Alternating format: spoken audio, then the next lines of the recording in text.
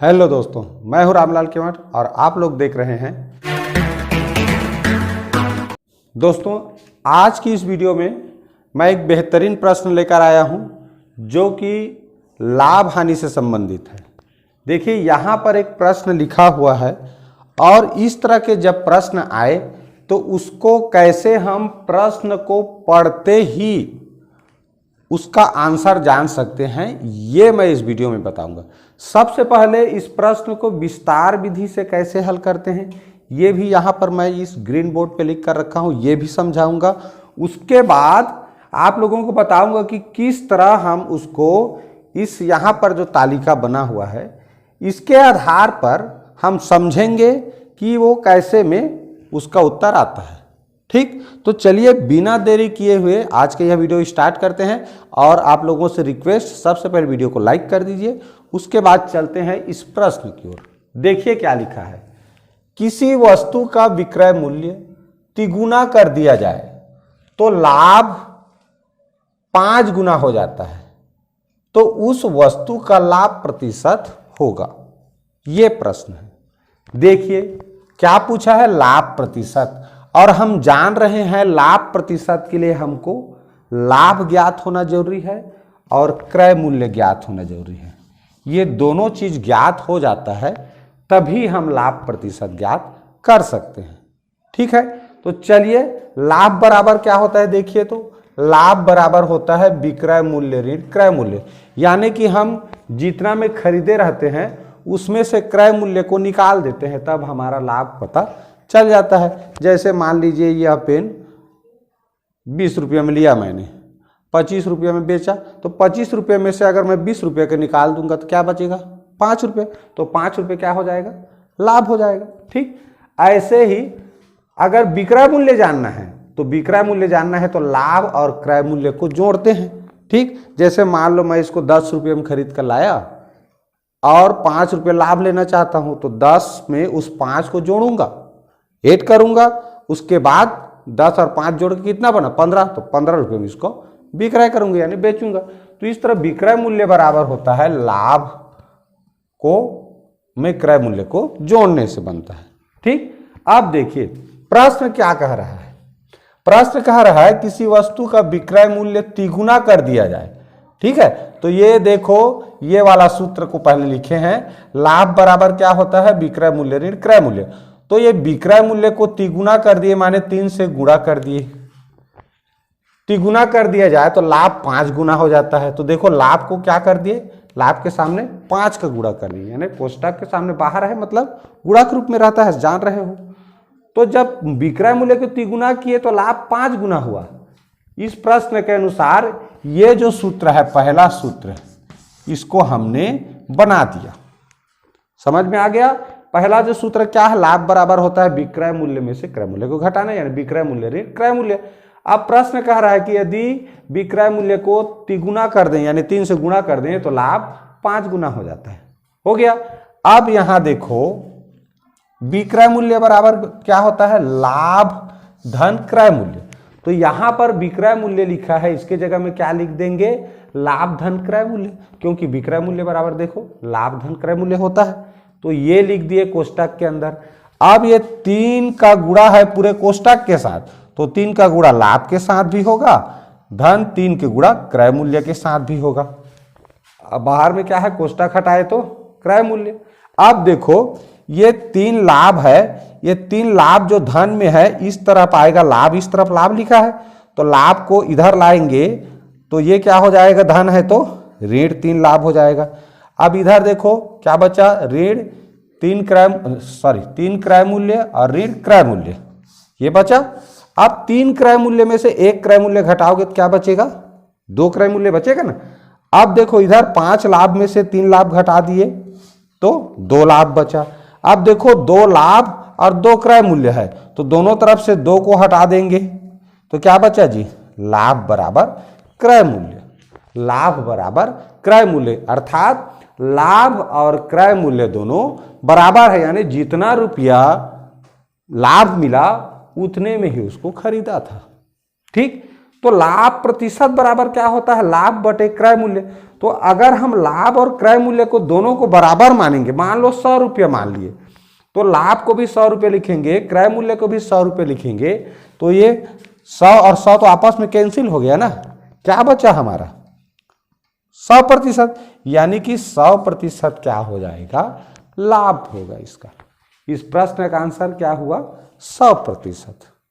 ठीक, अब मैं क्या बताने वाला था कि यहां पर ये जो तालिका टाइप का बनाया हूं, इसको जब समझाऊंगा तो आपको समझ में आ जाएगा कि कैसे स्थिति में जब ऐसे प्रश्न लिखा हो तो हम क्या चीज को देखकर जान डालेंगे कि जो लाभ प्रतिशत है वो 100% आएगा। यहां पर संख्या चाहे बदल दो, इसको अगर मैं दोगुना कर दूं, किसको, विक्रय मूल्य को, और लाभ को तिगुना कर दूं, तो भी 100% ही लाभ प्रतिशत आएगा। कैसे, चलिए समझते हैं। यहां से देखिए, क्रय मूल्य में लाभ को जोड़ते हैं तो क्या मिलता है, विक्रय मूल्य। जितने में खरीदे रहते हैं उसमें जितना लाभ लेना रहता है उसको जोड़ देते हैं, तब हमको विक्रय मूल्य प्राप्त होता है। जैसा भी बताया, ये 20 रुपये का पेन मैंने खरीदा, मैं दुकानदार हूं, उसमें 5 रुपये लाभ लेना चाहता हूं, तो 5 को जोड़ूंगा तो कितना बनेगा, 20 5 25, तो 25 रुपये इसका विक्रय मूल्य बनेगा। तो इस तरह क्रय मूल्य यानी जितना हम खरीदे रहते हैं उसमें हमें जितना लाभ लेना रहता है उसको जोड़ देते हैं तो हमें विक्रय मूल्य प्राप्त होता है। ठीक है, अब देखिए यहीं से मान लो 5 रुपये में मैंने किसी वस्तु को खरीदा, अब 5 रुपया उसमें लाभ लेना चाहता हूं तो कितना में बेचूंगा, 10 रुपये में बेचूंगा ना, समझ आया। अब मान लो यहीं से इस प्रश्न के अनुसार अगर मैं देखो विक्रय मूल्य को दोगुना कर दूं, कितना है 10 रुपया है, उसको दोगुना कर दूं तो विक्रय मूल्य कितना हो गया 20 रुपया, तो लाभ कितना होगा 15 रुपया होगा कि नहीं होगा भाई। 5 रुपये में खरीदा था और विक्रय मूल्य मैंने जैसे ही दोगुना कर दिया तो 20 रुपया हो गया, तो 20 रुपये में 5 रुपये में खरीदा था तो 15 रुपया क्या हो गया, उसका लाभ हुआ। और लाभ तो देखो कितना गुना ज्यादा हो गया, पहले 5 था अब 15 हो गया, तो 5 से तिगुना हुआ। अगला देखो, अगर मैं विक्रय मूल्य को 3 गुना करता हूं तो 10 रुपये में पहले बिक रहा था, 3 गुना करने से वो 30 रुपये में बिकेगा, तो 30 रुपये में से एक क्रय मूल्य 5 रुपया को निकाल दो तो कितना बचेगा 25, तो ये 25 पहले जो लाभ हो रहा था उससे 5 गुना हो गया हुआ। अब देखो अगला, अगर मैं विक्रय मूल्य को 4 गुना कर देता हूं, 10 रुपये में बिक रहा था उसको 4 गुना करने से 40 रुपये में बेचता हूं, तो देखो लाभ कितना हो गया जी, इसमें से 5 को घटा दूंगा तो 35 रुपये तो लाभ हुआ ना। 40 रुपये में बेचा तो 5 रुपये में सामान को खरीदा था तो 35 रुपये तो लाभ हुआ। अब 35 पहले लाभ जो हो रहा था उससे 7 गुना ज्यादा है। अब देखिए इसी को यहां समझे, जब हम वस्तु को 1 गुना में बेचते हैं, यानी जितना पहले बन रहा है विक्रय मूल्य उतना में बेचते हैं, तब लाभ 1 गुना होता है। जब विक्रय मूल्य देखो डबल करते हैं, बढ़ाते हैं, 2 गुना करते हैं, तब जो लाभ है वो देखो तिगुना हो जाता है। और जब विक्रय मूल्य को देखो तिगुना करते हैं तब लाभ 5 गुना हो जाता है। अब लाभ को जब विक्रय मूल्य 4 गुना करते हैं तब लाभ 7 गुना हो जाता है।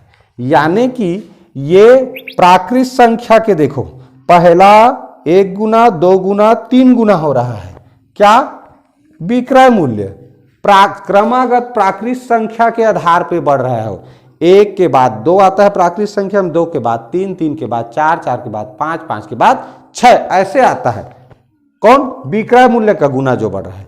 लेकिन इसका पहला दूसरा यानी 1 गुना, 2 गुना, 3 गुना जब बढ़ता है तो लाभ विषम संख्या, क्रमागत विषम संख्या के आधार पे बढ़ता है। यानी पहला ये 1 गुना है और लाभ भी 1 गुना है, तो विक्रय मूल्य 2 गुना करेंगे अगर तो लाभ 1 के बाद विषम संख्या 3 आता है तो तिगुना हो जाता है। ये तिगुना करेंगे तो 3 के बाद विषम संख्या 5 आता है, 5 गुना हो जाएगा। ये 4 गुना करेंगे अगर तो देखो 5 के बाद 7 गुना, देख लो इधर हुआ है। 4 गुना किए तो ये 7 गुना हो गया, तिगुना किए तो ये 5 गुना हो गया, 2 गुना किए तो ये 3 गुना हो गया। ठीक, 1 गुना था तो 1 ही रहा। समझ आ गया। तो इस तरह से जब प्रश्न में दिया हो, याद रखें जब विक्रय मूल्य दोगुना हो रहा है और लाभ तिगुना हो रहा है, जब दोगुना हो रहा है और लाभ तिगुना हो रहा है तो समझ जाओ लाभ प्रतिशत 100% ही प्राप्त होगा। मैं आप लोगों को बताया था इस वीडियो के शुरुआत में कि इस तरह के प्रश्न को बिना हल किए बस ये चीज ध्यान में रखना है कैसे बढ़ेगा तो कितना प्रतिशत होगा। ठीक, तो ये चीज ध्यान में रखोगे तो प्रश्न पढ़ते ही बता सकते हो कि 100% लाभ प्रतिशत का आंसर आएगा। कैसे याद रखना है अभी बताया। अगर दोगुना होता है, ये वाला देखो 1 2 3 लिख लिए, इधर विषम संख्या को लिख दो, इधर प्राकृत संख्या को गुना के रूप में लिख दो विक्रय मूल्य में, और लाभ के बगल में विषम संख्या को, 1 के बगल में 1 आता है, 2 के बगल में देखो 3 और 3 के बगल में इसमें विषम संख्या है तो 1 3 5 7 9 आएगा ऐसे करके। अब इसमें 1 2 3 4 5 तो 2 गुना है तो 2 गुना विक्रय मूल्य बढ़ाओगे तो 3 गुना लाभ बढ़ता है, 3 गुना बढ़ाओगे विक्रय मूल्य को 5 गुना लाभ बढ़ता है, 4 गुना बढ़ाओगे विक्रय मूल्य तो 7 गुना बढ़ता है, 5 गुना बढ़ाओगे विक्रय मूल्य को तो 9 गुना बढ़ता है लाभ। और इस स्थिति में अगर ऐसा बढ़े तो याद रखना लाभ प्रतिशत हमेशा 100% ही आंसर आता है। ठीक, आशा है आप लोगों को यह वीडियो पसंद आया होगा और अच्छा लगा होगा। अगर वीडियो अच्छा लगा होगा तो प्लीज़ कमेंट करके जरूर बताइए कि वीडियो कैसा लगा। वीडियो को लाइक करना मत भूलिए। अगर मेरे चैनल में नए हैं तो सब्सक्राइब जरूर कर लीजिए। ठीक है, और पूरा वीडियो देखें इसके लिए बहुत बहुत धन्यवाद।